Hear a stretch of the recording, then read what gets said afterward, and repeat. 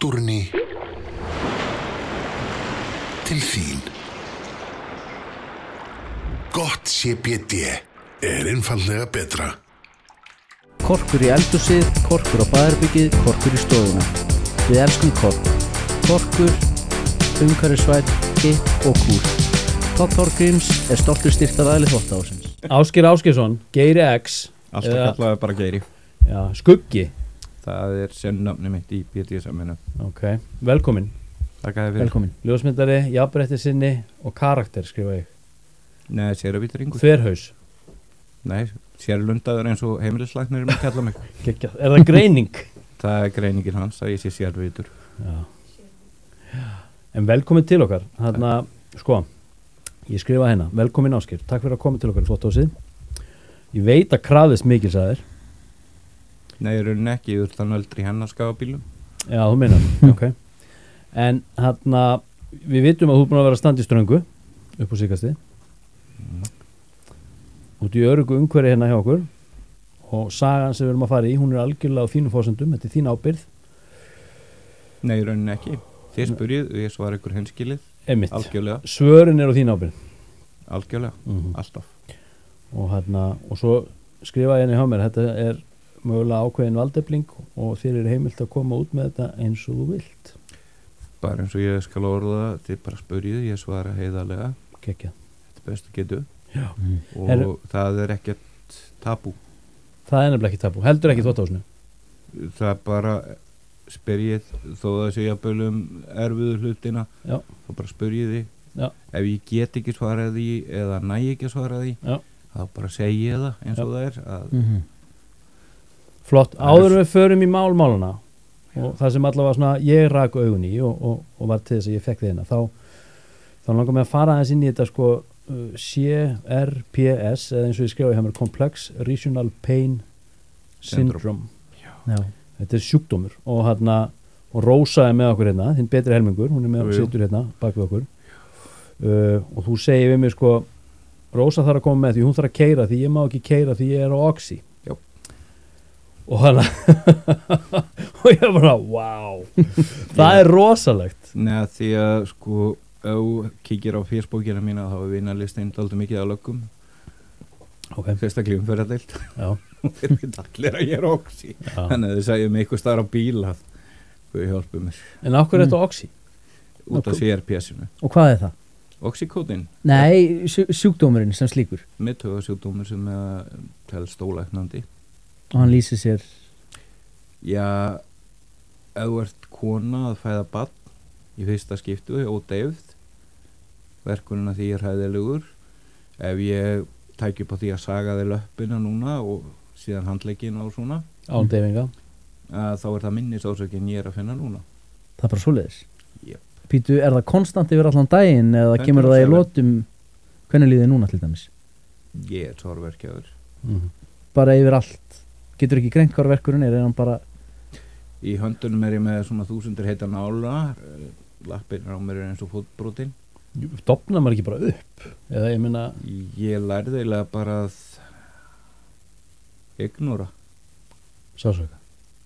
Já, og það er ekki fyrir en að ég settur oxy eða ég allt í einu finn svona, hvað maður að segja.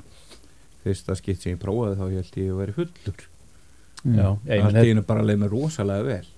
Annað skiptið sem ég tekin oxytöflu, það var bara svona hálfkilding. Þannig að svo þarf ég að koma 210 milligram af oxycodin held ég fyrir ekkert en 270. Allt svo á dag? Já. Er það einn tabla eða er það tvær eða? Nei, það eru margatöflur og það eru forðatöflur og sko þá var ég bara rúmfastur í 2 ár næstu því. Já. Bara þegar COVID byrjaði þá ég fastur í rúmi og þurfti að skriða nánast á klóstið. Út af rauninni oxy áhrifunum þá eða? Bara oxy áhrifunum, já. Þannig að ég er að hætta á því. Þú ert að fara að hætta á oxy? Ég kom inn í 10 milligram núna á sólarhring eða 5, ég er ekki alveg viss hvort er. Þess vegna er ég alveg að farast úr sásöka. Og hvernig ætlar að meðhöndla verkina í kjölfari? Ég tek CBT-olíu, þó það sé innan geðsalappa ólöglegt. Já. Ég nenni ekki að hlusta þá þvælu lengur. Nei, en þú mátt kaupa hana löglega? Já, og ef banna mér það þá framleiði ég hana einhvern veginn sjálfur lítið færi En varandi CBD, hvað ertu þá að taka sterk olíu, ef ég má spyrja? bara venjulegu sem kaupir í apótekin Já, einmitt. og tek svo, er ég með oxy sem sé coating sem sé munntöflur litlar sem eru 5 og upp í 20 milligram Já. og ég tek þær ef að verkinir eru það yfir þurrmanda ég get ekki einu svona gengið og það er rauninni, þær virka svona munnstittra það virka strax þannig að þá næja svona ná balans En ertu með eitthvað svona markmið hvað þetta varðar? Altså alltaf að hafa oxið í lífiðinu? Ég verð að hafa það. Þú verður að hafa, en þá þú bara lágmark skera það alveg niður í hrátt. Já, þannig að ég sé bara að taka það í neyð. En sko svona mikil neysla oxykontin sem nöðsileg í þínu tilfelli getur hún ekki haft mjög alvarlegar afleiðingar í för með sér til lengri tíma? Fólk hefur orðið fíklar að þessu. Já, sko fyrir utan það allt saman, sko. En ég bara hata töflur, ég er úr það sérvitur og ég er að segja við hjartalækni minn upp á það að ég var á ég er með hjartaskemmt sko að ég lendi í vitleysu út á Landspítala þeir klúðruðu aðeins þar og ég var á 4 lyfjum og það endaði á því þegar ég var búin að rífast á hjartalækni ég tek 2, hjartamagnil og töfluna sem hindrar að netið sem er í æðinni að líka minn hafnið í blóðþynningalyfjun og það voru tekin út því að ég reifstu mannin þangað til hann var sem sé bara raukþróta með það að ég þyrfti ekkert á því að halda það var engin ástæða fyrir því að þetta bara ég var að eyða peningum En þessi sjúkdómur, er hann þannig að hann Karl hérna yfirlæknir á Landspítalinn ég reifstuði hann fyrir framan kandidatana sína þegar hann heimsótti mig eftir ég var búin í aðgerð og spurði hvort hann hefði ekki lesið skýrslunum mína, hann kom eitthvað svona með spjaldlið, svona þess að við komum að ná sjúkragöngunum og hvaða var honum og þá stoppaði hann fyrir ekki, veist ekki sjúkrasögunum mína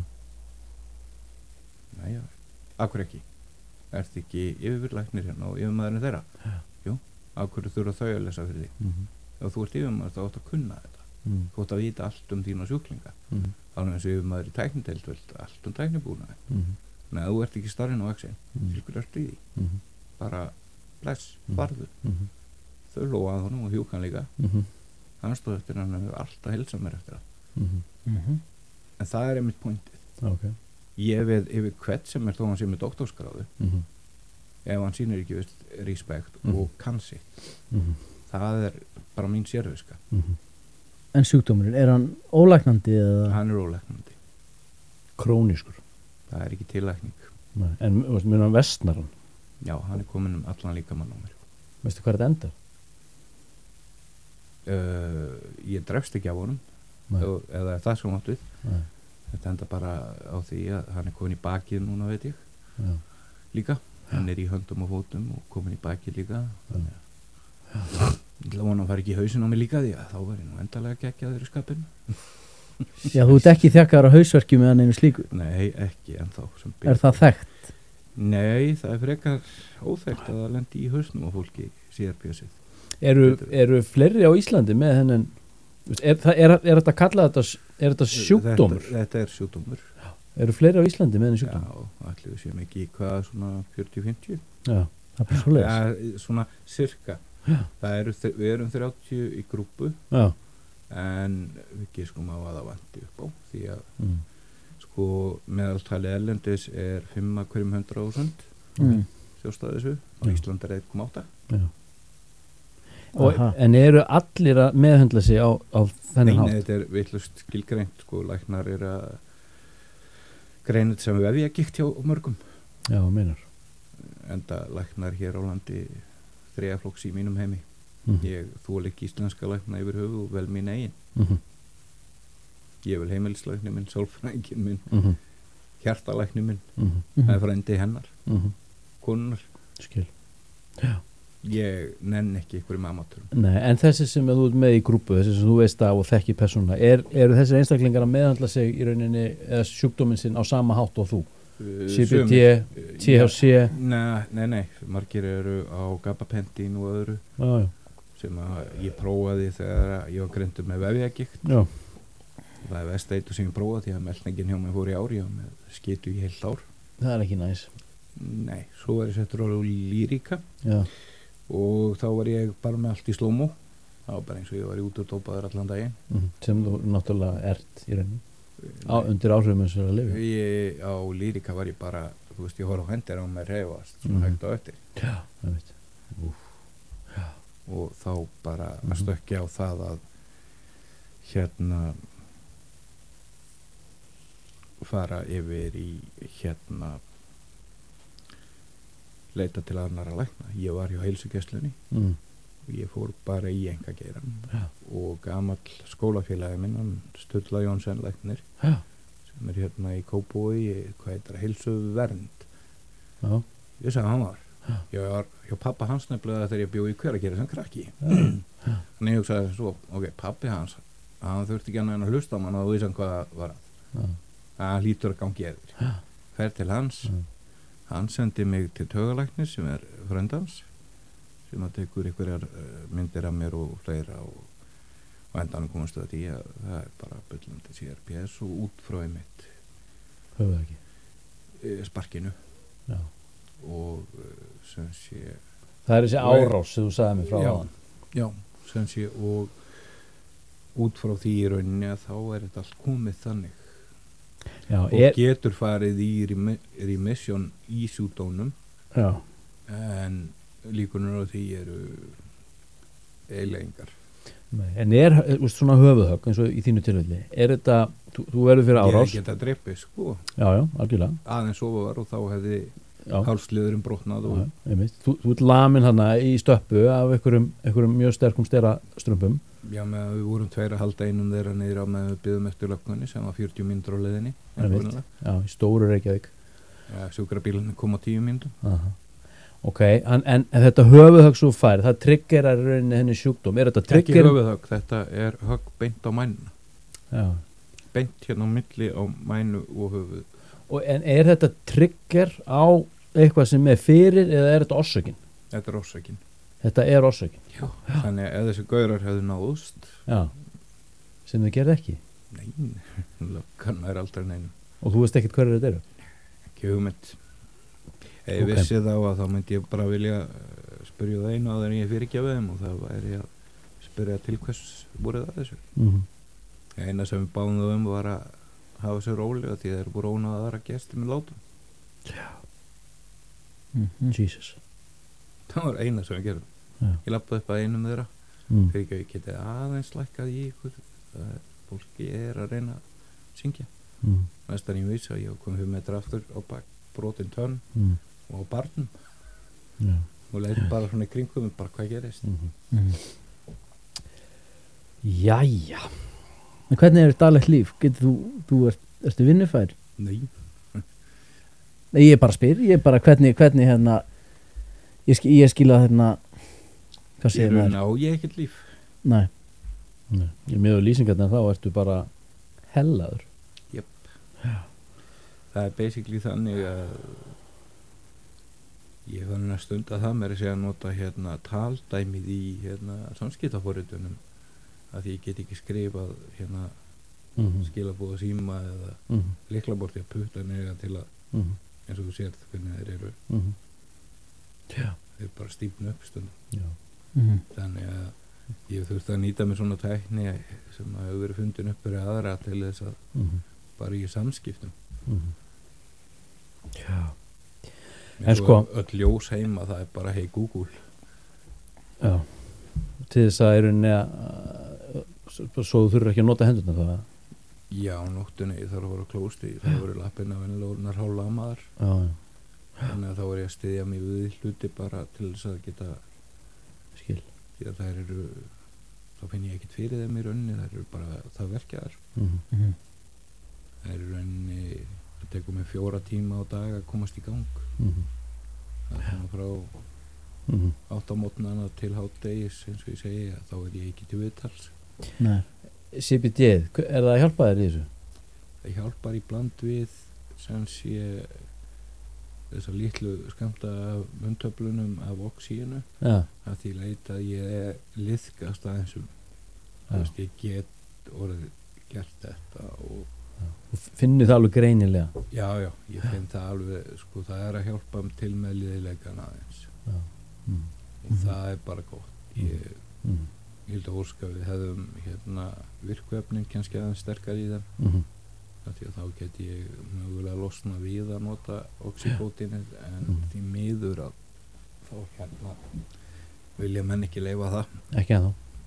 Því miður, því að það myndi gagnast fólki eins og mér mjög mikið, því að þá myndi við losna við að taka inn einmitt þessi eiturefni. Og í mínum huga þetta eiturefni, því að ég náttúrulega þekki fjöldan allan af fólki, og þetta nú svona einn af þeim sem hangir alltaf á Austurvelli og hún reykir ansi mikið að grasi.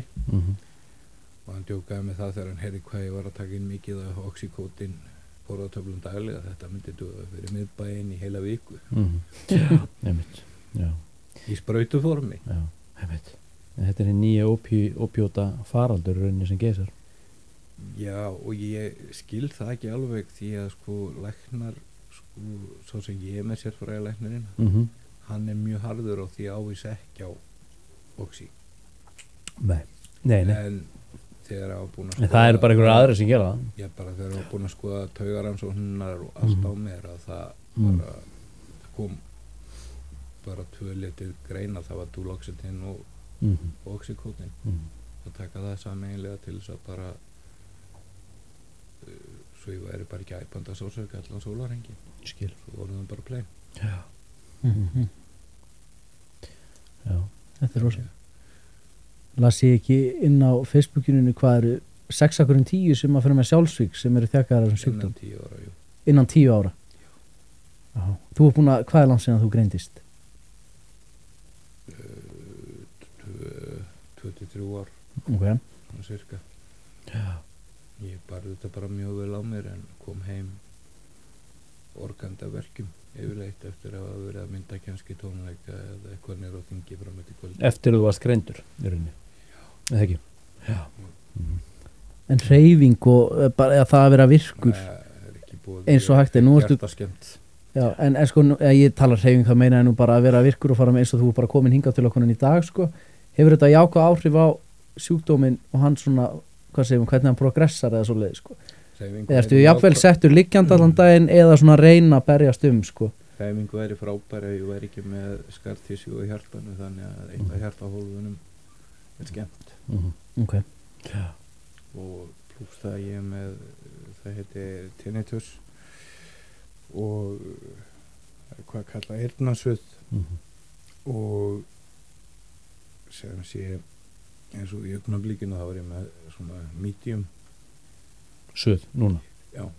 Er þetta suð, bara eins og hátíðinu suð? Já, þannig að ég fer ekki á þrekhjóli eða neitt svoleiðis, ég bara flýg á hausinn að því. Já. Því það er jafnvægið og allt það slið. Það hefur áhrif á allt. Ég hef verið að labba heima og bara flóið á hausinn. Heyrðu, við fórum, sko, ég hafði samband við því að mér var bent á þig af sameiginlegum vinn og hann sagði mér að fara inn á Facebookið og skoða statusuna þína, þetta var í síðustu viku, held ég. Og ég fer og skoða vegginn inn og ég sé að það er kannski, 10 daga, 2 vikur síðan, þá gerist eitthvað inn á Facebookinu hér. Þú fer að skrifa eitthvað langa pistla, eitthvað skonar opinberanir og þú kemur úr rauninni út úr skápnum með BDSM-hneigð sem að þú ert búin að vera með eitthvað staðar í síðan 17 ára. Já, síðan þú 17 ára en í einhverju læstri skúfaukstar. Jú. Einhvers konar, afneitun eða... Nei, alls ekki. Ekki þannig? Það bara þá hefði ég aldrei fengið þau tækifæri sem ég fekk vinnulega séð. Nei. Því að ég hef unnið sem einn af aðaltæknistjórum til dæmis hjá Spirent PLC. Já. Og án þeirra þá væru þið ekki með þessa Shure mikrofóna eða ífónin þarna. Það er allt saman testað og eiginlega hannað af Spirent. Já, Spirent, hvað er það? Það er næstasta rafina fyrirtæki heims. Þetta er General Electric og ég var svo heppinn að ég var ráðinn þar sem einn af 3 yfir kerfistjórum. Já. En hvað hefur það með BDSM hneigðina? Ef ég hefði sagt frá því. Já. Þá hefur ekki verið í þessari vinnu? Já, aldrei fengið þess að vinna út í Bretlandi þegar ég var yngri og ég hefði aldrei fengið neinn tækifæri. Þannig að þú í rauninni ég var bara að fela það. Þú faldir það, þú er búin að fela það í öll þessi ár og var að fela það fyrir familíunni og bara vissuðu ekki bara besti vinur minn sem vissi það. Já, ok. En þú kemur út með annað og þú kemur út með sko mjög þessi pansexual og polyamorous sem sé fjölkær. Við rósurum bæði pansexual sem merkir að við rífumst að persónuleika ekki líkama. Bara alls ekki líkama. Nei, Pamela Andersson getur staðinn ekki fyrir frammi og það myndi ekki segja það neitt. Mér er slétt saman. Aldrei? Eða skilur, hefur það ekkert að segja? Ekkert að segja. Það er persónuleikin. Og svo vera fjölkær, það er í rauninni komast bæða því eiginlega bara fyrir tilvílun og okkur langaði að fjölga og við náðum að fjölga í fjölskyldunni í heilar 3 vikur og okkur að dömpa því að við stóðumst ekki til vendingum. Ok. Sem var vissulega vonbrigði en það er náttúrulega ekki að furða að ég náttúrulega eins og ég var ekkert í líkamlega ástandi til að vera að leiki í einhverjum BDSM-leikjum. Nei, hvernig fer það saman BDSM og sjúkdómur? Er það hægt? Ef ég væri masochisti þá væri ég í himnaríki. Já, en þú ert ekki þá væri ég bara skælbrosandi bara í hullæðingar bara svip en því miður að þá er ég ekki masochisti? Nei, ég er drottnari. Hvernig er drottnari? Þú þurftur að leggja það, já, einmitt, sko, þurftur að leggja það hlutur eitthvað hilluna að þetta gerist eða Nei, ég hef aldrei lagt neitt á hilluna, ég hins vegar lokaði skápnum í rauninni í 13 ár þegar ég kynntist Rósu að því að hún er ekkert BDSM og ég vildi bara ekki eðalega sambandið á nokkuð nátt. Þannig að hún viss að ég var í því en þar sem hún var það ekki og ég vildi ekki skemma sambandið þá var ég ekkert að draga það neitt fram fyrir en bara núna nýlega og þess vegna endaði það með því að við áttum 3 æðislegar vikur með konu á svipuðu reykju við og bara hins vegar var performansin hjá mér hins vegar sem svona verið einhver BDSM-ari, hann var langt undir öllum væntingum grunna mig því að líkanlega séð að þá get ég ekki bundið hnút. En það er eins og það er bara því miður eins og það er.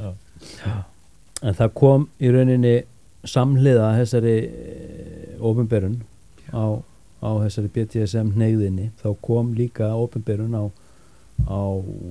mjög alvarlegri misnotkun, kynferðislegum bara árásum, ofbeldi og þú ferð þarna yfir misnotkun. Já, þú ferð yfir sko 3 tilfelli sem þú kemur með í svona löngu pislum á mjög svona grafískan hátt. Fyrst 13 ára þegar eldri kona. Já, það er þess að 2 skipti að hendi kvenna og 1 skipti að hendi kallmanna. Og það er þess að þú 13, 19 og 24. Já. Hvað er það sem gerist? Sko, þegar ég er 13 þá er ég nú bara tölvunar sitjandi inn í herbergi. Já. Og hérna í Reykjavík eða? Nei, hjá foreldrunum og ég veit að mér er ekkert fyrirgefið að segja frá því en það var kona þar í partíinu, eldri kona sem kom inn og misnotaði mig. Já. Ég fraus bara. Já. Og ég vil ekki fara meir út í það. Nei, ég tók einmitt eftir því í pislunum og þú fóst ekki mjög ítalega í það. Nei, það er aðalega út af því að eitt fjölskyldumeðlimur hefur ekki fyrirgefið mér að hafa sagt frá því. Nei, en hverju þetta var samt ekki fjölskyldumeðlimur sem að Nei, ég skil. En sem sé ég lendi á og er á svona eigum sýttlistanum yfir það að hafa sagt frá. Já, núna hérna bara daginn. Já. Og mér þykir bara mjög miður og ég hafði reitt mig á stuðning en fikk afneitun í staðinn og það braut mig svakalega niður. Já. En þú férst líka afneitun þegar þú leitaðir hjálpar við þessu broti hjá Stígamóta, segirðu? Já. Og þau bröðust í rauninni ekki við eins og maður kannski hefði haldið? Nei, og frændi minn sem að lenti í kennaranum á Ísafirði sömu svör og ég bara þá voru þær konar þarna hjá við hliðina á lögreglustöðinni fluttar í það hús ég fór til þeir voru á Vesturgötu. Hvaða ár er þetta sem þú fer til þeirra? Hvaða ár er þetta sem þú gerir? Hvenær ertu 13 ára? Og ég fer löngu eftir það. Já, þú meinar.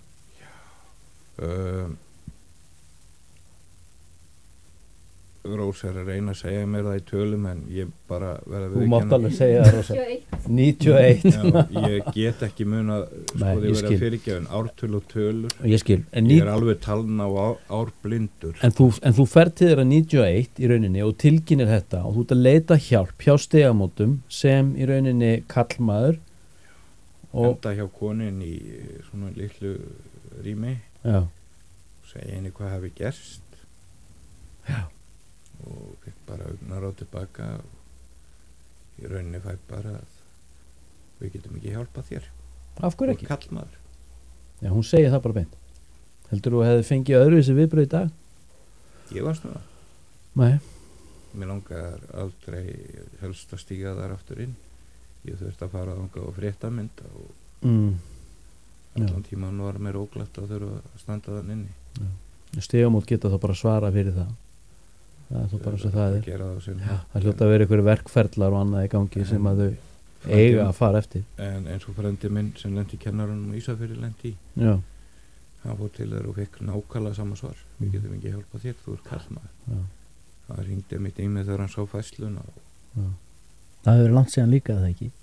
Jú. Verður maður ekki ætlað þetta viðhóri hafi... Ég byrti fréttina áður en að lagga náði kennaranum og hann náði að kála sér. Já. Það í rauninni að stíga mót bregðast þannig við þá í rauninni bjargræðið mitt var BDSM-félagið. Já. Þú hefur verið þá þarna árið 91, þú hefur þá verið hvað gamall, bara í kringum 17, 18 eða eitthvað. Já. Eitthvað svoleiðis. En leitaður þá náður BDSM þá? Þá auglýsingu, smá auglýsingu. Ég var við ykkur. Já. Ákvað að fara skítræddur að mæta hana, bjóst bara við ykkur gömlu liði sko bara í leðurklæðnaðinu með keðjur og hrippur og sem betur voru 3 jafnaldra mínir. En hvað var það sem fekk þig til að tjekka á þessu? Hreinskilið. Já. Þegar ég var yngri að þá var ég með undirgefna tilfinningar. Okay. En eftir að ég lendi í þessari eldri konu að þá hvarf það alveg. Okay. Og í rauninni eina lausnin sem ég sá við því var að athuga hvort það væri eitthvað einhverja hjálp þar að hafa frekar og komst að því að þá var ég orðin alveg bullandi í drottnum og í rauninni því að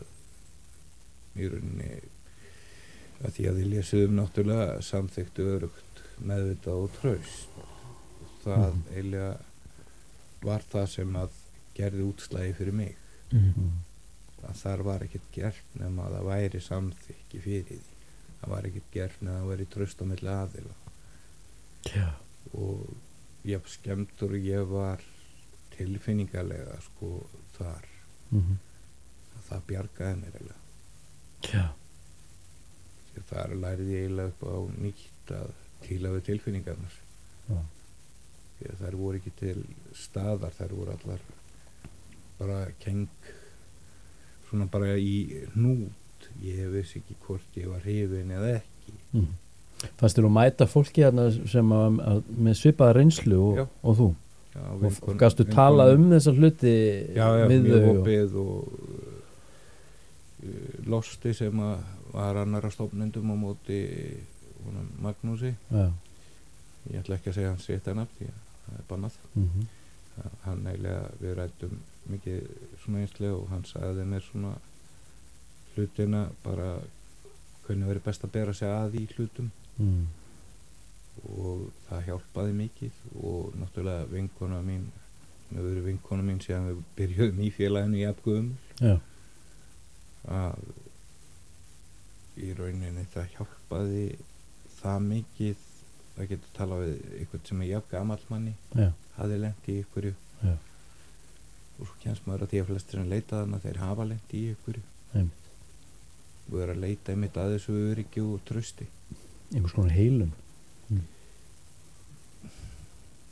lækning einmitt.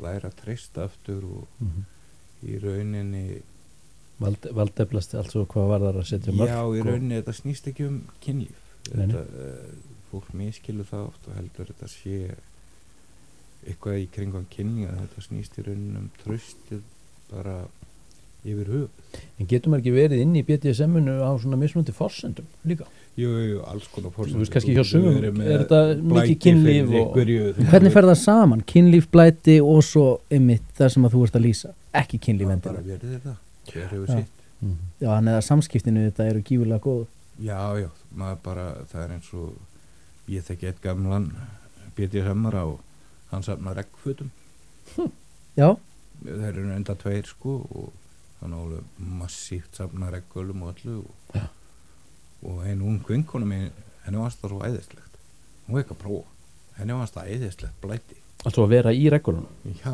bara þá ber undir nakin í reggala úti henni Svitnar fannst maður það alveg bara æðislegt að vera út í regningu í reggala kviknakin sko undir reggalanum henni varst það rosalega innan fólk kannski já. Það fannst henni ægilega mikið gekk og fekk mikið út úr og þegar hún var að segja mig frá því að ég var bara ég botnaði ekkert í því mér finnst það hljómaði mjög sexy sko. ég botnaði ekkert í því samt og botna ekki enn ég botnaði mjög mikið í þessu ég botnaði ekkert í því ennþá þetta er bara eitthvað sem að ég fyrir mig gula reggala og sjóhatt mér hérna núna ég vissi bara ekki þetta var reynda reggali sko og gul og maður má þetta ég hef örgulega síðan maður má þetta auðvitað máttu þetta með þess að hún gaf mig mynda á sér íka þetta hljóma vel já ég tengi þetta við erum sammála það sko þetta er einmitt það sem BDSM sinna snýstum sko það er einmitt þessi virðinga hvert mismöndi hópum mismöndi blætum og forsendum og öðru og það er einmitt að góða við það er engin dómharka svo lengi sem út innan siðferðislegra og löglega marka svo lengi sem verði mörki til dæmis það er eins og það kom þannig í sjónvarpinu tala kirkingar og siggatökvar ekki hana kirkingar það er bara ekki leift í BDSM fólk verður bara að gera sig grein fyrir að BDSM snýst bara ekkert svoleiðis það er tildálandi sem heitir breathplay hins vegar það er kennt í Bandaríkjunum, Bretlandi og held Fraklandi það eru örfáir kennarar til í þessu þeir eru með sér útbúnar svona læknagrímur þú ert með 7 mælir á viðkomandi allan tíman fylgist með lífsmörkum og öllu og það tekur 5-10 ára að mastera þetta já bara og þá er bara lítið upp á skrifa skýrtinni að bara þú megir stunda þetta en fólk verið svona stunda þetta í miklu meira mæli samt sem áður já eins og hálfvitar ég skil bara sorry en það er mitt álit á fólki sem að heldur að breathplay sé að halda fyrir háls sko mér langar að fara í gegnum þessi 3 brot og svo í rauninni bara hvernig hvað svo gerist fyrir þessum 10 dögum 2 vikum eða hvað nú var og það er þó tengt þessari umfjöllun sem fer í gang með Sigurdögg og þessum kirkingum og öllu þessu dóti þannig að þú fer inn í BDSM-ið svo er ég með hérna, þú ert orðið 19 ára gamall þetta er svona stuttu eftir og þú ert búin að fara inn í BDSM félagskapinn þá fer ég á skemmtistað sem heitir Kringlukráin já og þeir eru hrottalega nauðgað 2 karlmönnum nei, einum karlmanni okay. Ég fer á Kringlukrána sem sé með vinum og vinkonu komst inn svona þó að veri 20 inn minni mig eða 18, ég man nú ekki hvort það var allavega hún tekti dyraverðina ykkur sett eitthvað í glas hjá mér og næstar í maður að það var ykkur ungu strákur að draga múti í bíl og sagði þú verður að koma ok, þið voru sérst byrlað mér á byrlað ég man óða lítið annað ég man eftir að ég lappaði upp eitthvað stiga í ykkur húsi svo gamla hagkup út glugga á því gamla hagkup allt svo skeifunni svo skilti þar það er svona flassbökkin sem ég fengið en svo fikk ég stóra flassbakki þegar að kastljósþáttur eða hvort það var kompás með Jóhannes K.R. kom þá kveikti ég á andliti það var ágúst Já, barnanýðingurinn. mm. Og sástu bara andlitið fyrir. Þú vissur þetta að hefði verið hann eða? Nei, þá fekk ég flashback að því Okay. þegar hann var að klæða múr. En hann var ekki þessi ungi maður? Nei, hann flúði.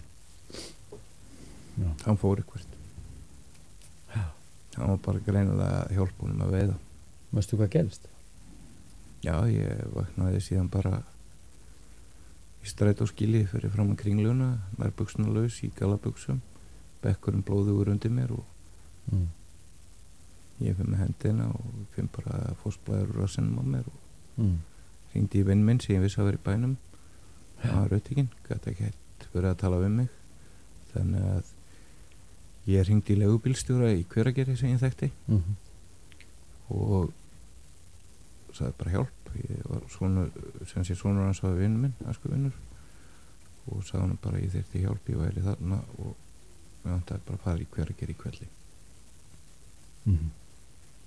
Hann kemur, hann sér hvað setur bara teppi aftursætið, segir ekki orð allavega, bara keyrir mig heim, borgaði ekki neitt. Hann þau hjónin sem dó úr Hveragerði, hann COVID hérna fyrst, það var sámaður. Og hann myndist aldrei á þetta aftur? Nei, ekki einu orði. En ég manstu... var bara afskaplega þakklátur honum fyrir þetta því að það hefði ekki allir tekið þessu með þessum skilningi. Nei. En þjáning þetta þjáning? Ég var bara lost. Já. En manst, þú fjast flashback, þú manst í rauninni... Ég man eftir því þegar hann var að klæða múr. Já, þú manst ekki meira? Nei. En og það hefur þessi maður, þessi Ágúst, er þessi maður á lífi það? Ég veit það ekki, ég þori ekki að tjekka. Nei. Ég þori ekki að tjekka á sömu. Og þú aldrei farin eitt lengra í rauninni með þetta? Og hafður talað þetta? Nei, ekki fyrir en að við hún kjördóttur, hún hafði lent í ofsafengnu ofbeldi. Já. Kjördóttur sko sem er 30 tekin inn í fjölskylduna, verð bara að býja eftir við bréfs áritun sem er löngsaga en allavega ætlinga pappíra tilbúinur og allt. Já. En hún býr hérna sko. Já. Og er Íslendingur. Já. En hún sagði mig frá því hvað hún upplifði og það voru 297 tilfelli. 297 tilfelli? Já, ofbeldi, andlegu og líkanlegu. Sem hún hefði orðið fyrir? Já. Jesus. Ég veit það og ég var að skrifa það niður, við ætlum að gera ljósmyndaseríu. Já. Leðinni heim eitt skipti að það bara brotnaði saman. Sagði henni hvað hefði gerst. Og fer til Rósu og segir Rósu líka. Ég bara gat ekki meir. Þú veist, að heyra lýsingar annara. Þú veist, ég held ekki að ég teki því en ég var nú ekki meiri bóur en það. Og þetta flashback sem þú færið, þetta andlit, þú veist, þú ert bara alveg ég er 100% að vera 100%. Algjörlega.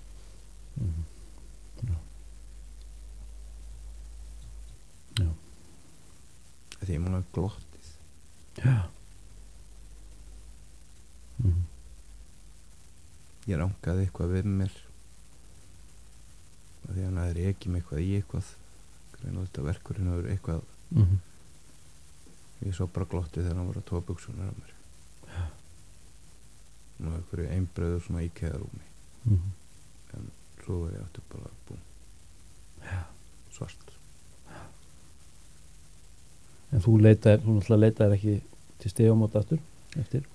Nei, veistu það að ég skammaðist mín svo mikið að og ég hef alltaf skammast mín svo mikið fyrir allt þetta að ég hef reyndi að halda þessu bara fyrir mig og bara Rósu, sonur minn veit að þessu 20 og náttúrulega kjördóttur okkar.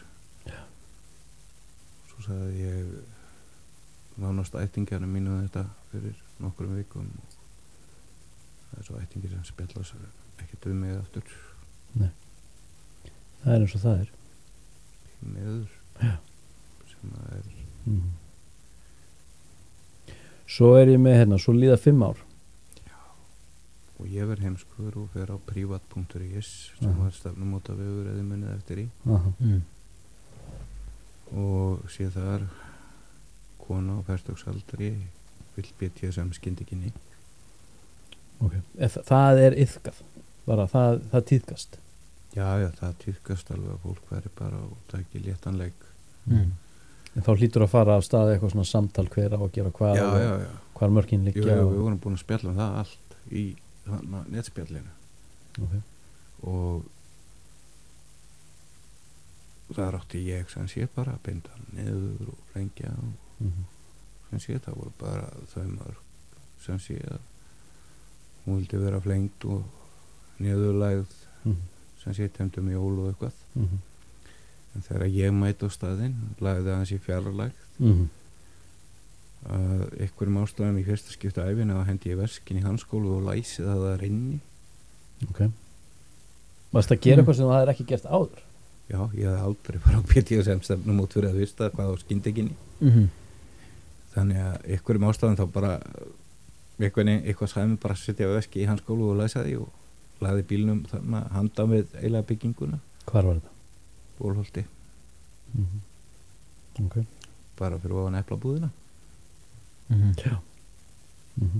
Þar var nuddstofa og þar tekur á móti mér kona 1,80 hæð ökkarð, vel brúnuð eða svona tönuð eins og maður segir. Íslensk? Já, með perlheyrnalokka og alveg svartlitað hár. Kynnt hún sig með nafni? Nei. Veistu hver þetta er? Nei. Ok. Ég man ekki einu svona notendanafni hennar. Ok. En hún opnar og hreyfir mér inn og svona og ég býst við því að hún ætlaði að fara að gera sér klára en staðan þá byrjar hún bara að kissa mig og hana og hún var stærri en ég, hún var 1,80, ég er 1,74,5. Hún hefði haft mig í slag sko, hún var það mössuð. Þegar hún byrjar að kissa og svona og leggum eiginlega niður á bekk. Ok. Rífur á mig hötin ánast. Já. Ég var í sko leðurbuxum og ég var í ból og leðurjakka og hún búin að rífa mig úr þessu öllu og það voru bara brækunar eftir. Og þannig ég vissi ég lagðist hún á mig bara og ég vissi ekki alveg hvað var en ég ætlaði nú ekki að fara að mótmæla. Nei. Það var svona frekar hot dæmi. Ég bjóst ekki alveg við þessu eitthvað kona verið svona ofsalega hrifin. En næstan ég vissi að hún búin að festa hendurinn á mig með svona festingum með frönsku rennilásum og stekku niður og festi fæturnar líka og færir í sundur svona færanlegt á bekknum.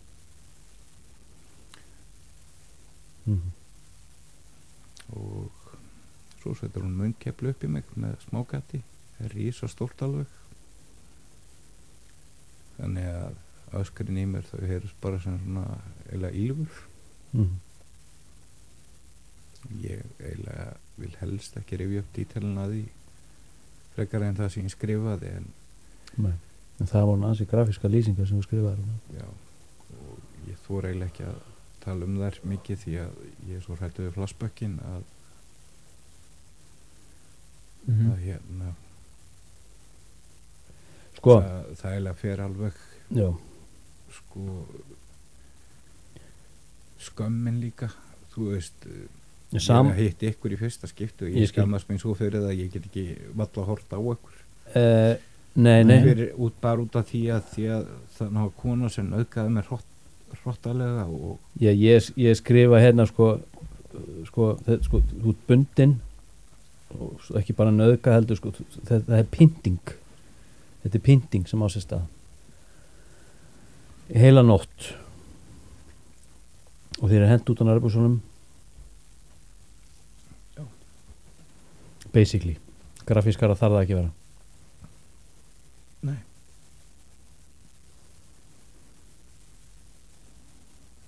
Ég veit.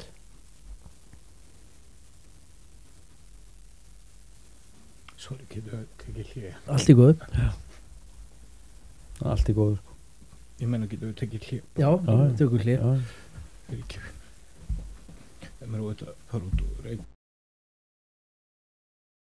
Nei. Það er eitthvað fílt á myndina? Herðu, já, þú ert búin að fá þér smá pásu. Já, fyrir ekki. Þetta er bara í fínu lagi Ásgeir. Þú ert innan bara í algjörlega örgu umhverfi. Ég skal bara orða þetta svona. Já. Hún nauðgaði mér hrottalega. Mhm. Það hrottalega að ég gat varla gengið í viku. Mhm. Hún setti gervurstu klemmur á mig og festi við munnkeflið það fast að ef ég hreyfði á mér hausinn þá blæddi. Mhm.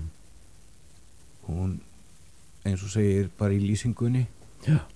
sem það við séð, og margt meira sem hún gerði, Já. sem ég sagði ekki í lýsingunni, Nei. sem það var bara hræðilegt að upplifa og það leiði yfir mig, ég veit ekki hvað oft.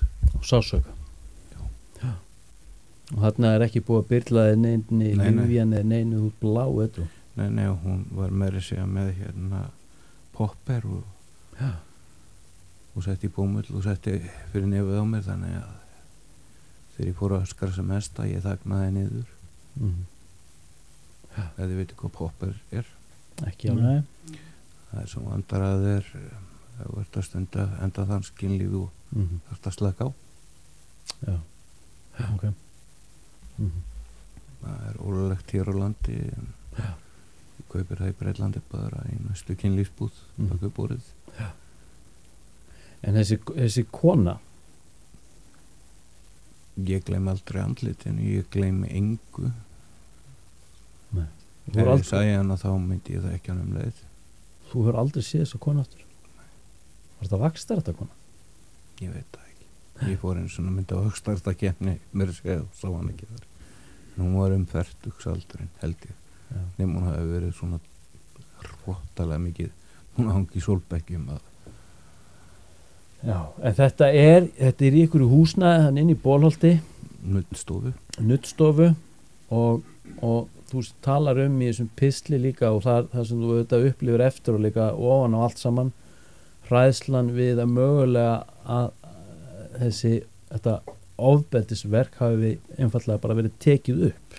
Hún byrjaði að leita í fötunum mínum Af að hverju? veski Já, og finnur ekkert og verður eið einmitt, hún fór nafn og heimilisvang, símanúmer. því að svo fyrir 2 vikum, nei 1,5 viku Já.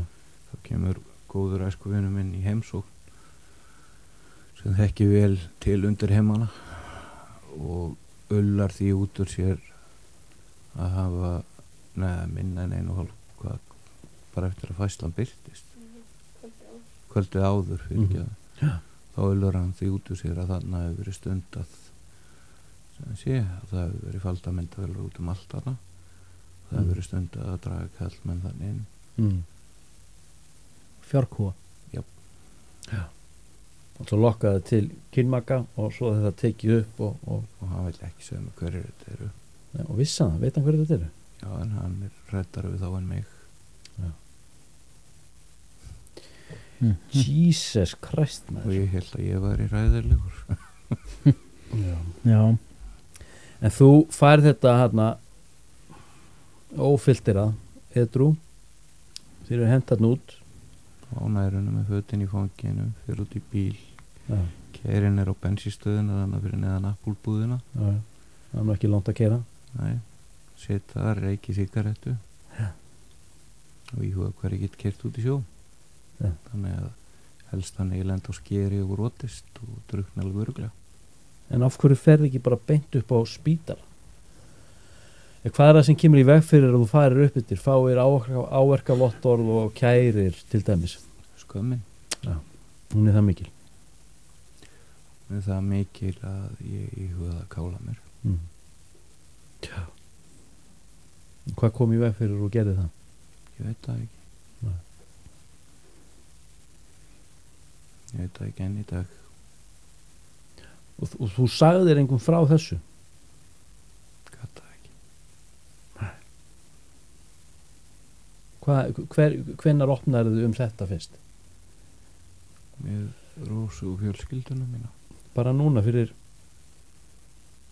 Ég veit ekki hvað er langt síðan. Ég man það ekki. Það er alveg stólið úr mér. Okay. Eftir áfallega á laugardaga þá vel að fikk smá. Okay. En hvað gerist á laugardaginn? eða hvað triggerar þetta? Er það laugardagurinn?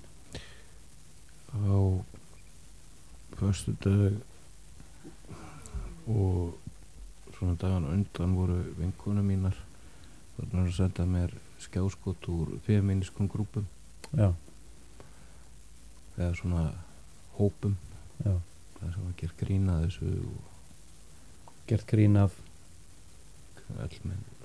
kallmennum ekki nauðgað hún lítur á þótt að gott hvað hann að væla Já. Og ein vinkona mín sendi mér skjáskot úr skjáskot úr dálítið stóri grúpu þar sem það gert lítið úr mér með þetta lítið úr þér persónulega? Já. Altså var þetta eftir að þú birtir þínar fæslur? Ok, það er laugardaginn síðan fyrir áfann en sem sé á föstudaginn þá sé ég hún sendi mér í secure bara á Facebook Messenger Já. hún vildi ekki segja mér í hvaða grúpu eða neitt en þar basically er sagt að ég hljóti að vera að birta þetta því að ég vona ákæru fyrir nauðgun eða eitthvað svipað á Ingo og aðrir Já, ok og það svona byrjun á því að ég enda í því sem heitir PTSD amnesia bara kast það hrundi bara allt ég var bara allt í einu orðinn 13 ára á laugardaginn Já. og þurfti að fá sálfræðinginn minn í heimaveitjun Já Þetta er taugaáfall algjört, bara burn-over Já. og það er bara heppni að ég tók ekki verkjalyfin að CRPS-ið í rauninni aldrei þessu vant verkinni voru svo miklir þegar ég vaknaði nóttina að fóra nátt sunnudags að þeir kiptu mér í rauninni svona mestu leið tilbaka þó ég sé ekki allur komin það eru sumar tilfinningar ekki ennþá búin að koma tilbaka eins og samúð og annað ég er með reiði ást, sorg en allt annað ég er ennþá svona upp í lofti og ég er svona hálfbrotinn Ella ég er eiginlega það var svona mér að segja að við verðum ósaður raukrætna hvort ég ætti að koma mér í þáttinn en ég ákvað að koma bara og segja þetta frekar en að halda þessu frá því að fólk verður að gera sig grein fyrir því að orð það hafa afleiðingar og þegar mann er sagt eitthvað svona þó það sé í trún og að það getur brotið mann algjörlega og ég brotnaði algjörlega ég er heppinn bara að vera ekki inn á geðdeildinni. Hefðirðu vilja sleppa að hafa séð þetta? Ég er bara vilja sleppa það að það væri til manneski sem trúa því ekki að það séu hægt að nauðga kallmanna. Einmitt. Já. Mér finnst það óeðlileg hugsun hjá nokkurri manneski að halda því fram að kallmannum geti ekki verið nauðgað. Það lítur að vera eitthvað alvarlegt að hjá þeim aðeila. Já. Því kallmannum er nauðgað og því er aldrei gefin gaumur. Heldurðu að við séum ragari að koma upp á yfirborðið með það einmitt út af kannski skömm eða ótta við að vera í rauninni dæmdir og að hluti séu slitnir úr samhengi og mistúlkaðir og félagarnir kalla okkur aumingja og ræfla og þótti þeir þetta ekki gott og alltaf gríns að þeir halda sér myndið en fatt ekki að sæðir mann ennþá dýpra. En ef viðhorfið ekki að breytast heldur við? Nei. Ég fikk slatta af skilabúðum hvað var þetta ekki bara fínt? Ekki frá viniðinu? Jú. Ok. Það er nú ekki vinir sko. Já. En segðu mér sko það er svo stutt síðan að þú í rauninni kemur út úr skápnum með þessar lýsingar í þessum pislum á Facebook sem þú birtir núna daginn. Þetta eru langa fæslur. Ég hafði voða litla að tapa líka að koma með þetta því ég er með CRPS sem rólagnandi. Ég mun aldrei ná bata og til hvers að vera að fela þetta hvort þið er. Já, en hvað er það sem verður til þess að þú ákveður að stíga fram með þetta? Hvort? Allt svo þarna í byrjun með kom út úr skápnum en það kom með kynferðisofbeldi. Bæði? Ég bara bæði. Ótti með að deyja. Eða fyrir hreinskilning. Hvað meinar það með því? Ég er með CRPS. Já. Þetta tala um það óttin við að deyja þá og með þetta með þér eða? Já, þetta bara hverfi með mér. Já. Í staðin fyrir að kannski reyna að opna hurðina og opna umræðuna. Já, því það var búið að vera umræða þetta, við fórum hann inn á þetta með það sem kom upp með Sigurdögg daginn, það sem að hún átti að hafa verið að kenna kirkingarnar með kirkingarnar og allt þetta. Ég setti nú minn og ekki almennilega inn í þetta en nei, þetta var bara bálvabull, hún voru ekki að segja við krakkana að nota þetta alls ekki vara fólk við því. Já. Sem sé grunnskóla krakka að vera alls ekki í einhverju svona. Já, var þetta ekki algjörlega slitið bara? Þetta var slitið úr samengi hjá greyin og þetta brotnaði hún saman eins og hún sagði sjálf. Já, og þessi, hvað heit hún, Hanna María sem var á mótenni og ykkur önnur. Já. Ég held að það ættu nú bara að finna sér hvað annað að gera þessar konur því að það er ekki umgangast börn. Þetta er bara fólk sem ég myndi segja að ekki alls ekki koma nálægt börn. Já. Auðvitað þarf að uppræða börnum, þú veist, eins og Maggi sem kom hérna frá BDSM félaginu sagði. Það þarf að uppræða sama hvað það er. Þetta er allt á netinu og ef við erum ekki uppræðum allt í skólunum þá finna þau tilgangslaust í annars bara krakkarnir bara prófa þetta því að halda þetta sé í alvörunni. Og þú veist, þegar við vorum yngri þá var ekkert svona. Það var kannski tígulkosin eða eitthvað svoleiðis á klósettunum hjá einhverjum vinum foreldra eða eitthvað. Já. Í besta falli. Já. En það var ekki þetta frambúða af einhverju ódýru austur-evrósku kirkingar klám BDSM efni sem að krakkarnir horfa síðan á og halda sér raunveruleiki. Því að það enda þann smug séu eðlilegu partur af kynlífi. Enda þann smug eru bara klukkutíma undirbúningur bara sorry to say fyrir þá sem að halda annað að þá bara er það fólk sem hefur aldrei sér neitt til í læknisfræði. Nei, nefnt. Þú bara treður ekki einhverju. Nei, sí svona. Nei, þess vegna er það svo grátbróslegt að konur eins og þessi Hanna María og aðri séu bara yfirleitt með fræðslu í skólum. Ég Hanna Björg, hvað sem hún heitir. Bara grátbróslegt að svoleiðis fólk sé með fræðslu í skólum fyrir krakka þegar að fólk eins og Sigurdögg getur og Maggi þannig í BDSM-félaginu og aðri ætti raunin að fara bara upp. Ég veit að hljómar tabú sem skoðum kannski en það er betra að krakkarnir viti sannleikan heldur en ekki. Því að af hverju vera að leyna krakkarna eða ljúga þeim frekar heldur en bara þetta virkar ekki svona. Nei, það er einn mingill algjörlega. Já, þetta er bara eins og í Bandaríkjunum. Já, Guð skapaði ekki heiminn. Nei. Við erum komin upp en sum Bandaríkjumenn halda að Guð hafi skapað og vilja koma því í skóluna. En hvað var það þessi umræði sem var til þess að þú ákvaðast að stíga út? Já, í rauninni ef eitthvað kemur fyrir mig þú veist, maður óttast í rauninni einn daginn, maður er ekki ódöðulegur. Einn daginn rekur maður upp á ég hafði einhvað að tapa, ég er með CRPS, ég get ekki ljósmynda lengur um að takmarka ef ég er í bara mjög fínu dagsformi og get ekki kannski tekið hálftíma myndatöku en ég geld fyrir það þá með því að vera rúmleikjandi kannski 2-3 tíma eftir að verkjum. Þannig að í rauninni hafði ég enga að tapa að segja ekki frá því og í rauninni líka bara að opna á þetta því að þetta er svona ormagrifi að segja frá. Það er svo mikið tapu ef kallmaður segir frá að það verðist vera bara en áður ekki bara alveg jafn mikið rétt á sér eins og hvað annað, hann var ekki lítið búið að vera í deglunni núna síðustu mánuði og kannski ár? Jú, í rauninni, en það er bara, virðist ekki tala um það. Men kallmenn skamma sín meir en konur. Við vitum það bara. Heldur þetta geti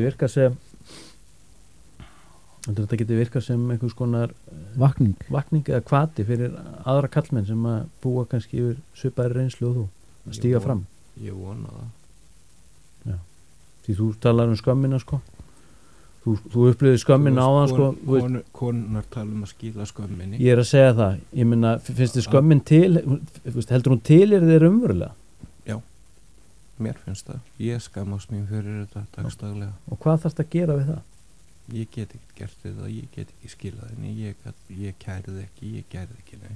Nei, en er það nauðsynlegu þáttur í þessu ferli? Í að skila í rauninni skömminni þar sem að ég myndi segja hún raunverulega eigi heima?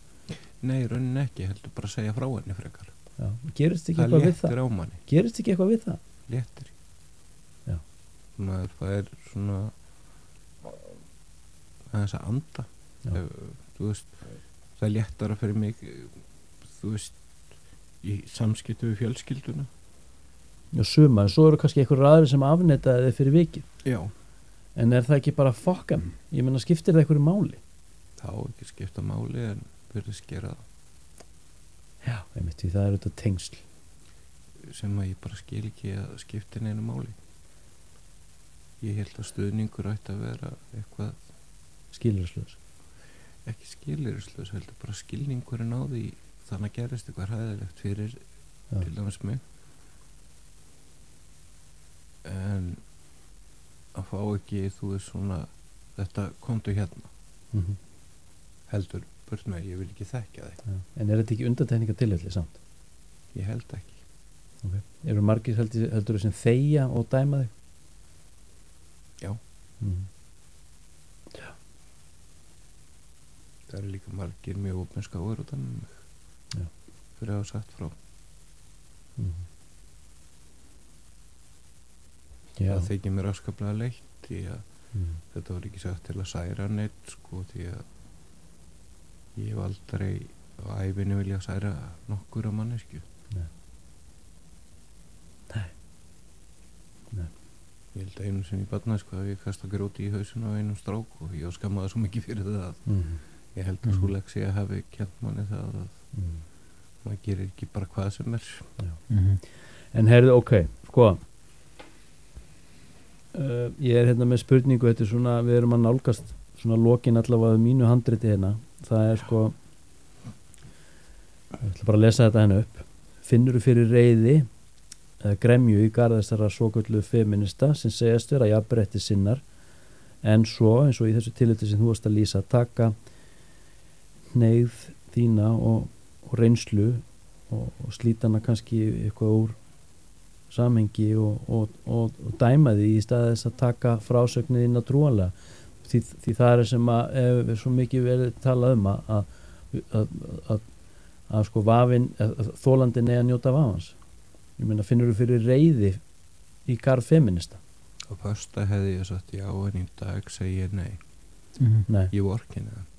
Já, en heldur þetta eigi við allar mannesku sem skilgreina sem femin? Er ekki feministar 100 ólíka típur? Ég meina, skiptir ekki máli, við höfum bara að vera jafnrétti sinnar. Við höfum bara að vera skilyrðislaus með það að það sé jafnrétti í öllu. Já. Að því að við erum apar, við erum komin á öpum, þannig að við erum bara aðeins framþróaðri. Við erum líkamlega aðeins mismunandi, en það á ekki að skipta máli, við höfum að standa saman hvort kyni sem er. Þannig að í rauninni höfstræði sagt er að ég væri brjálaður út í feminist og allt það, en í dag að þá eiginlega segja ég vorkenni þeim að vilja ekki heyra, vilja ekki hlusta, vilja ekki tjá sig um það. En heldur að sé ekki einhverjir feministar sem eru tilbúin til þess að hlusta og heyra? Ég vona það, því að ég hef ekki ennþá heyrt í nema einum.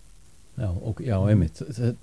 Feministar, yfirlýstir feministar hafa ekki haft samband við þig og lýst yfir neinum stuðning. Bara einn.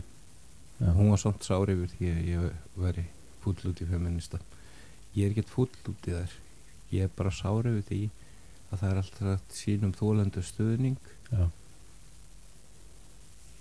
en hvað var stuðningurinn þegar ég kom fram? Já. Var það út af því að ég var með teppi en ekki píku. Já. Hvaða stuðning hefur viljað sjá? Einhvern. Já, en í hvaða formi? Hvernig hefði hann lítið? Alveg sama, bara hefði verið einhver stuðningur. Já, það hefði nægt. Já. En í staðinn að þá var kona, ég gerði með þarna á Twitter tilraun, kona sem var að tala um mann sem að gaslýsti. Hvað er það? Ég veit ekki eins og hvað er gaslýsa merkir. Ég er svo alveg eitthvað með eitthvað guður sem að hafi komið illa frá þessi í 18 ár að hún fekk fleiri athugasemdir og fleiri heldur en Twitter hjá mér og ég er samt gamall tölvunörd og breytti öllum brellunum sem ég kunni til þess að vera á undan henni á Twitter. En einu ég trúi þeir voru frá vinum mínum því ég þekki mjög vel. Ég minn fyrir ekki, af hverju ætti maður ekki að trúa þér? Það er það sem ég næ ekki alveg utanum. Hvað meinaru? Ekki trúa þér? Ég meina, af hverju, ég meina, ættur að vera skálda þetta eða, ég meina, og í hvaða tilgangi? Ég veit það ekki, ef ég væri að skálda þetta þá hefði ég nú alltaf verið á sálfræðingi í síðust 10 ár. Já. Þá hefði ég alltaf, já, þurft að ræða við fjölskyldun og alvarlegu nótunum. Ég hef ekki geta lýst í smáatriðum sumum hlutum. Er eitthvað að fjölskyldum meðlumum að taka þessa umræðu með þér svona opinskátt og í kærleik? Já, Rósa og sonur minn. Já, en kjarna fjölskyldan í rauninni en ég hef ekki heyrt í svona stór fjölskyldunni annað en svona jákvætt.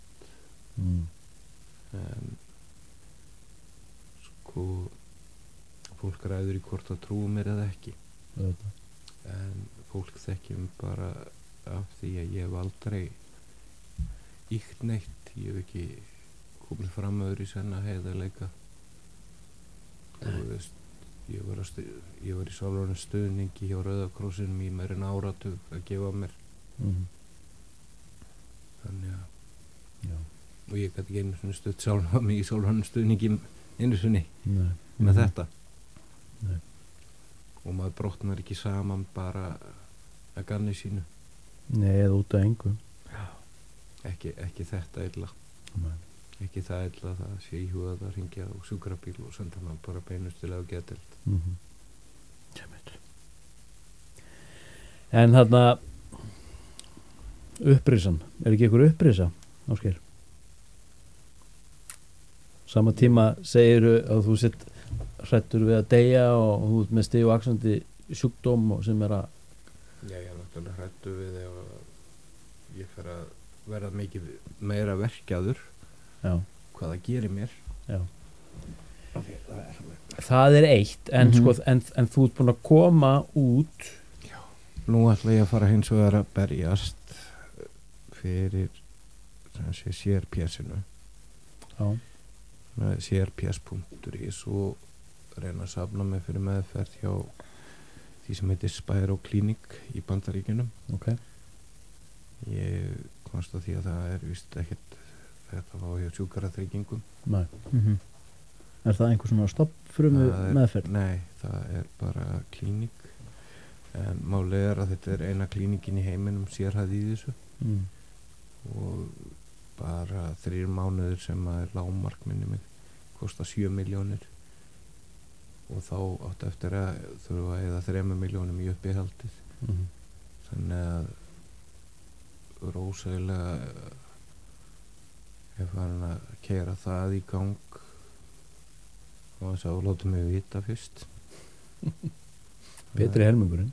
En það hefði verið sagt nei ef ég sagt það. Nákvæmlega.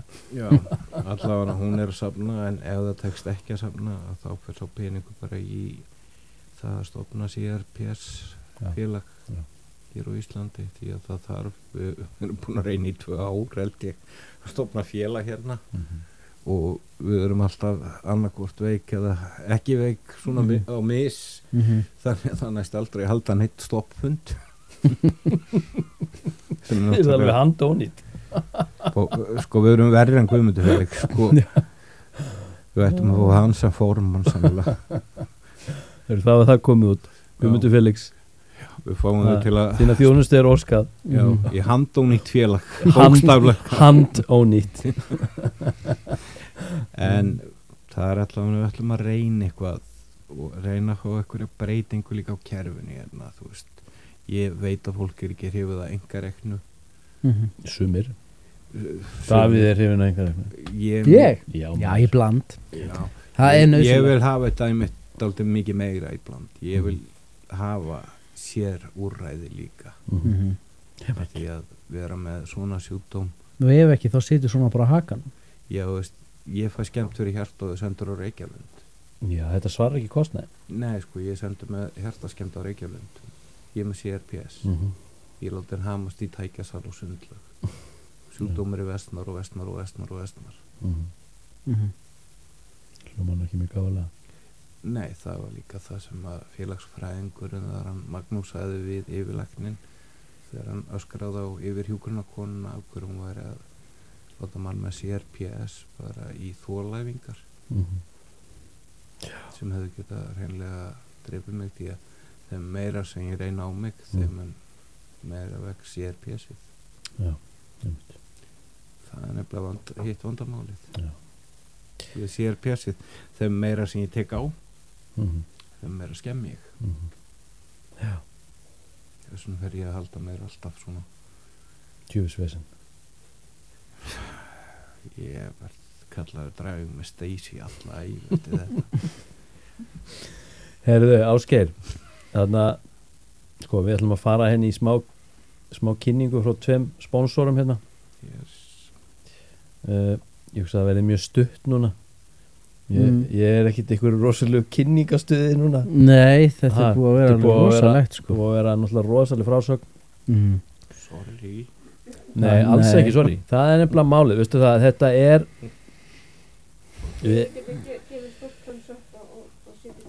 Já, algjörlega.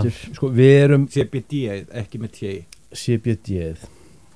Við erum mjög þakkláttir fyrir það að þú skulir hafa komið. Svona í alvörinni. CBT, hvað er það? Ég náði ykkur alveg. Já, það er eitthvað kynkort. Ég veit eitthvað það er. Spurðið Maggi BDSM. Já, er það eitthvað svona USB-buttplug? Nei, það er cock and ball torture. Það var neitt ónefndur fjölskyldumæli að beða þeim ráð við CBT, mannst ekki. Jú. Kannski var hann ekki að rugglast. Ég sagði þetta einmitt óvart við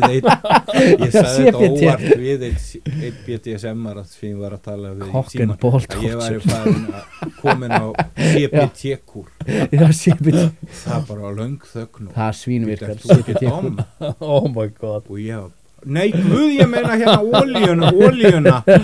Oh my god. Herðu, ég held mig við CBD. Herðu, hérna skál fyrir henni. Skál fyrir því, en takk fyrir að koma til okkar og hérna sína okkur þetta traust og ég veit alveg að þetta er búið að krefast mikið sæðir og hérna Nei, þetta krefast einskis, þetta var mest rósa og þurfti að skafa bílum og þurrka og það er hræðilegt við maður. En herðu, hérna við kennum fúsum það. Já, jöfnsis fúsi maður. Herðu, það var að kynna. Já, herðu, ok. CBT, hvað er með? Ætlar að byrja á því? Já, Þórgríms bara. Byrja á Þórgríms. Ok. Ég er ekki með neitt skrifað hérna. Ég er alltaf með skrifað, ég er ekki með neitt núna. Nei, ég veit það. Þórgríms. Herðu, ég ætla að frístæla þetta. Veistu hvað þetta er? Þetta er korkur. Þetta er korkur. Þetta er hérna jómfrúakorkur. Þessi korkur hérna, hann er sko 25 til 30 ár in the making, organically og sko eftir þú komið með sko korktréð upp þá fer það að mynda henni jómfrúakork og eftir öll þessi ár þá rífur henni jómfrúakork af, þú getur eiginlega ekki notað henni í neitt nema kurla ykkur sko einangrun og annað, en það sem að gerist þá fer í rauninni korktréð, þá fer það í panik, þú þekki það, fara í panik og það bara spýtir út jöfnum og þéttum og fínum korki á 7 árum. Sá korkur er stansaður, 80% af allir korkframleiðslu fer í vínflöskur. Þetta hérna, við þekkjum allir þetta hérna. En það er korkurinn sem vinnir í Þórgríms í Ármúla 29, þar hérna tekur Daniel á móti ykkur og fagnandi og fer yfir með ykkur kosti korksins. Já, það eru í framkvæmdum og þurfu einhverja hugmyndi líka. Hann veit allt. Bara leið og þú byrjar að huga framkvæmdi þá getur þú farið gólfefni, með veggefni, bara alla lausnir og ógeðslega flott. Hljóðeinangrandi. Hljóðeinangrandi. Ég heyrði það þannig í einhverjum þættinum. Já, og svo er það sem að ég er mest funky fyrir, sko, það er að framleiðslan á korki er, sko, hún skilur eftir sér neikvætt kolefnisspor, sem mér finnst vera magna. Já, það er allavega í áttina. Appealing. Já, það er það, sko. Geggjað, Todd Torgrims í 1.000.000 ár. Og svo er það gott CBD. Við erum búin að gott CBD. Nú er ég alveg búin að eðilegja þetta. Já, það fæst ekki niður í búð. Þetta fæst hins vegar niður í búð. Já, þessar olíur hérna er að prófa þessa hérna. Já, þessi best. Þessi hérna er á móti, þessi virkar á móti COVID. Þú eru prófað þessa? Þetta er lækning við COVID. Prófaðu því. Já, þessi hérna, þetta er premium hemp, þetta er hérna pharma hemp, 12%. Ert þú ekki í þessari hérna? Sko bragðið, það er eitthvað við bragðið á hérna. Má ég prófa? Já, þessi geggjuð. Móður jörð. Yes. Wow, hvað er sterk lykt að þessu? Jepsi kóla. Þetta er bossinn. Segir maðurinn sem hefur verið að taka 40% olíu. Já, þessi 20% og þessi er mjög rá og fín, sko. Þetta er upp á þessu olíu minn, þetta er Leku. Þessi er seld upp í búð. Þessi er endar mjög góð. Hvað er uppáhaldið mitt? Þessi sem þú ert með hérna, hún er seld í Hagkaup út allt, sko, þessi hérna. Já, sko, fólk er hrifnar á þessu bragðið almennt, sko. Þetta er svona... Má ég testa hana? Já. Þessi var dálítið svona eftir á. Þetta er svona móðu jörð. Þetta er svona, minnir mig á svona bara gömlu hassólíðunar í gamla daga, sko. Þessi hérna. Hvað meinar eiginlega? Já, ég meina það er svona consistence og bragðið er svolítið svipað. En sem sagt, já, það er sem sagt gott CBD, okkar digg í stuðningsaðili. Og hérna það er þetta að fara upp í búði upp í Urriðaholtsstræti. Já, þessi er eins og ég með svona meira. Já, einmitt. Þessi var svona mitt. Mælum við og prófur þessa. Þessi er meira mitt svona. Já, þessi svín, það er eitthvað við bragðu alltaf allt fyrir að virka. Það er bragðið einhvern veginn svona eftir á. Ég veit að það er ekki þetta leiðinlega eftirbragð. Þetta er svona sterkt eftirbragð einhvern veginn svona. Ég veit að. Fólk segir mismunandi hluti. Það er mismunandi hvað fólk vil. Elska þetta. Ég nota báðar í bland. Ég misnota CBT, nei, djók. Okkur langaði að vita þetta. Herðu, en það er afsláttarkóði, það er þvottahúsið með litlum stöðum sem gefur 15% afslátt bæði upp í búð og í netverslun, gottcbd.is eða Urriðaholtsstræti 16, opið milli 12 og 5. Alla virka þetta. Herðu, já, svo erum við drekkuð hérna kombucha, hérna. Hey. Það er næs. Ég vil ekki að ég sveik stundan og þambaði kaffi. Já, þú segir þetta sé kaffi, þetta er mögulega eitthvað annað. Nei, þetta er bara þræl áfengt kombucha. Herru, við ætlum að leysa þið út með lítilli gjöf. Þetta er ekki mikil gjöf, en þetta er CBD handáburður frá Sípdol. Takk að þessla. Gjör svo vel. Þetta læknar allan þurrk. Sonur hans Davíðs var eins og eðlumaðurinn. Þar til að hvernig ég er. Já, einmitt, eins og eðlumaðurinn. 2 dagar, þá áttu bara orðin handamódel. Ég að segja það. Ekki gefa henni hugmyndir, hún er lærið ljósmyndari líka. Einmitt. Herðu, bara Geiri X, takk fyrir að koma til okkar og farðu vel með þig. Sjálfsmildi. Takk innilega bara fyrir móttökur sem að kom mér á óvart og bara takk innilega fyrir að hlusta á söguna mína. Okkar var bara sönnána. Bara takk frá hjartanum. Sömuleiðis. Takk.